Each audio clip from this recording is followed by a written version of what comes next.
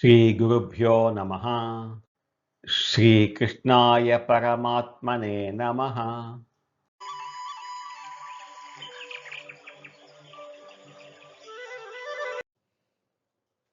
భగవద్గీత శ్రద్ధాత్రయ విభాగ యోగంలో ఈరోజు మనం 18, 19 శ్లోకాలను తెలుసుకుందాం.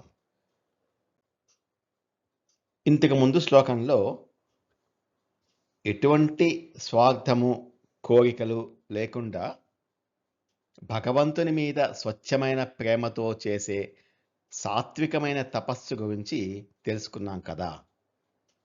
ఈ 18వ శ్లోకంలో సమాజంలో కేవలం పేరు ప్రఖ్యాతులు సంపాదించడం కోసం ఎంత ఆర్భాటంగా చేసే రాజసిక తపస్సు గురించి స్వామి వివరిస్తున్నారు. నేటి సమాజంలో ఇది ఎక్కువగా కనిపిస్తోంది. 18వ శ్లోకం. సత్కారమాన పూజార్థం తపోదంభేన చైవ యత్ క్రియతే తదిహ ప్రోక్తం రాజసం చలమధ్రువం.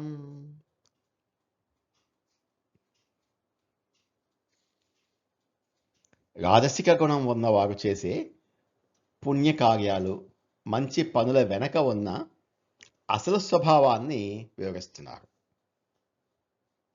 సత్కార మాన పూజార్థం, ఇతరుల నుండి సత్కారములను, గౌరవములను, పూజలను అందుకోవటం కోసం, అంటే పేరు ప్రఖ్యాతుల కోసం.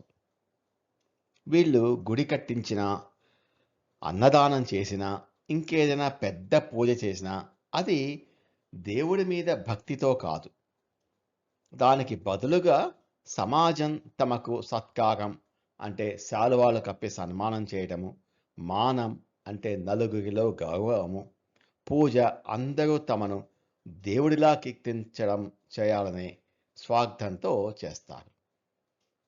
దంభేన చ ఏవ, దంభముతో లేక ఆడంబరం కోసం, పబ్లిసిటీ కోసం. వీళ్ళు చేసే ప్రతి మంచి పనిలో దంభం అంటే షో ఆఫ్, గొప్పలు పోవడం ఉంటుంది. వీళ్ళు 10 రూపాయల దానం చేస్తే 100 రూపాయలు ఖర్చు పెట్టి పేపర్లో వేయించుకుంటారు. అందరికీ తెలిసేలా ఫోటోలు తీసుకొని సోషల్ మీడియాలో పెట్టుకుంటారు. చలమధ్రువం, క్షణిక ఫలాలను ఇచ్చేది మరియు అనిశ్చితమైనది, అంటే అస్థిరము, అశాశ్వతం. ఇది ఈ శ్లోకంలో పరమాత్మ చెబుతున్న అసలైన లాజిక్. పబ్లిసిటీ కోసం ఈ రాజసికులు చేసే పనుల వల్ల వాళ్ళకు నిజంగానే కొంత కీర్తి, గౌరవం దక్కుతాయి. కానీ అవి చలం అంటే చంచలమైనవి, ఎప్పుడు ఒకేలాగా ఉండవు. అధ్రువం, అశాశ్వతమైనవి, ఎప్పటికీ నిలబడవు. డబ్బులు, ఆడంబరం ఉన్నంత వరకు ఆ గౌరవం ఉంటుంది. ఆస్తులు పోగానే ఆ గౌరవం కూడా ఆవిరైపోతుంది. అలాగే పదవులు పోగానే ఆ గౌరవం పోతుంది. యత్ తపః క్రియతే, ఆ తపస్సు అలా తపస్సు చేయబడుతుందో తత్ ఇహ ప్రోక్తం రాజసం, ఆ తపస్సును ఇచ్చట రాజసము అని చెప్పబడింది. దీనికి ఒక చక్కటి ఉదాహరణ ఎలక్షన్ల ముందు చేసేటటువంటి దానాలు. దీన్ని మన కళ్ళ ముందు జరిగే ఎన్నికల స్టంట్స్తో మనం సులభంగా పోల్చుకోవచ్చు. కొందరు నాయకులు లేదా వ్యక్తులు ఎలక్షన్లు వస్తున్నాయంటే చాలు చీరలు పంచడము, ఉచిత భోజనాలు పెట్టడం లాంటివి ఎంతో ఆర్భాటంగా, దంభంగా చేస్తారు. ఎందుకు? ప్రజలు తమకు జై జైలు కొట్టాలని, తమను పూజించాలని, అంటే మాన పూజార్థం.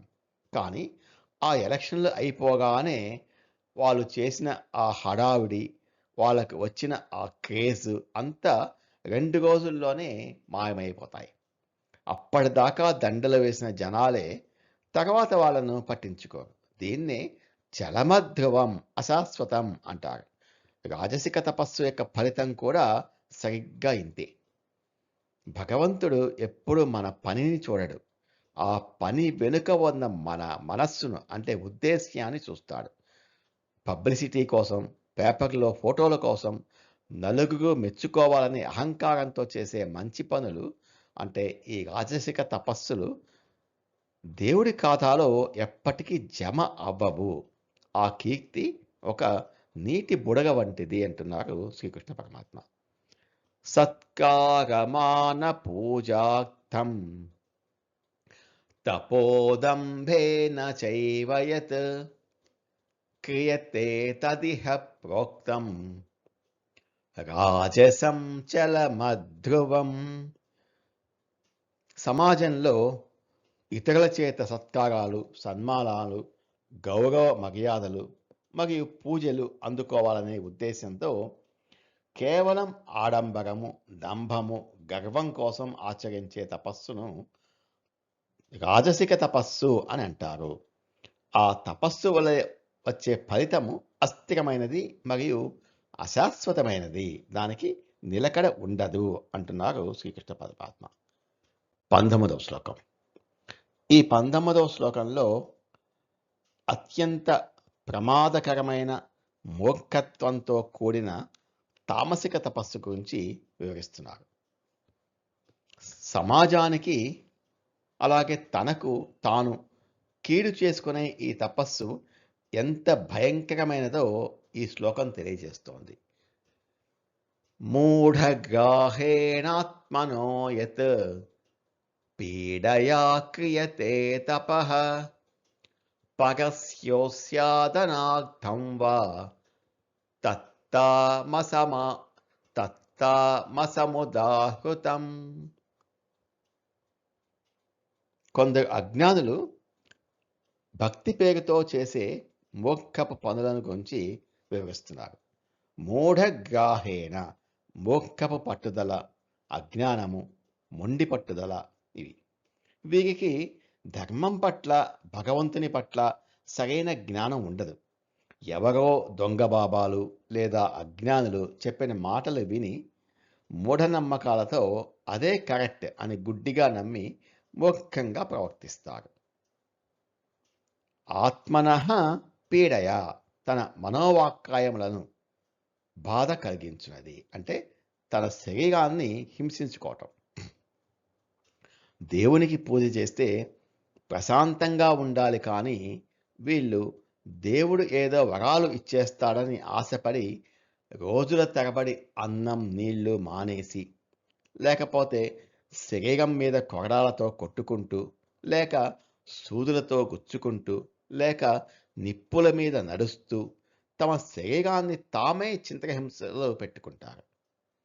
భగవంతుడు ఇచ్చిన శరీరాన్ని హింసించడం భగవంతునికి ఏమాత్రం ఇష్టం ఉండదు.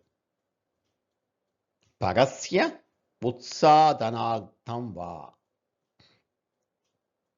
ఇతరులకు కీడు లేక నాశనం కలిగించటం కోసం. వీరు ఇంత కష్టపడి తపస్సు లేదా పూజ చేసేది ఎవరికైనా మంచి కావాలి, మంచి జరగాలి అని కాదు. తమ శత్రువు నాశనం అయిపోవాలని, పక్కవాడి ప్రాణాలు పోవాలని, వాడికి నష్టం జరగాలని అత్యంత కక్షతో, క్రూరమైన ఉద్దేశంతో చేస్తారు. తత్ తామసం ఉదాహృతం. అట్టి తపస్సు తామసమైనదిగా పేర్కొనబడింది. ఒక చక్కటి ఉదాహరణ చెప్పుకోవాలంటే పురాణాలలో రాక్షసులు చేసే తపస్సు, అలాగే నేటి కాలంలో కొంతమంది చేసేటటువంటి క్షుద్ర పూజలతో పోల్చవచ్చు. హిరణ్యకశిపుడు, రావణాసురుడు లాంటి రాక్షసులు దేవుని కోసం వేల సంవత్సరాలు ఘోరమైన తపస్సు, శరీరాన్ని హింసించుకుంటూ చేశారు. కానీ దేనికోసం?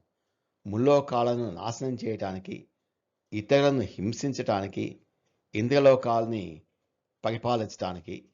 అలాగే నేటి సమాజంలో కొందరు అజ్ఞానులు పక్కవాడి వ్యాపారం పడిపోవాలనో, శత్రువుకు రోగం రావాలనో చేతబడులు, క్షుద్ర పూజలు చేస్తుంటారు.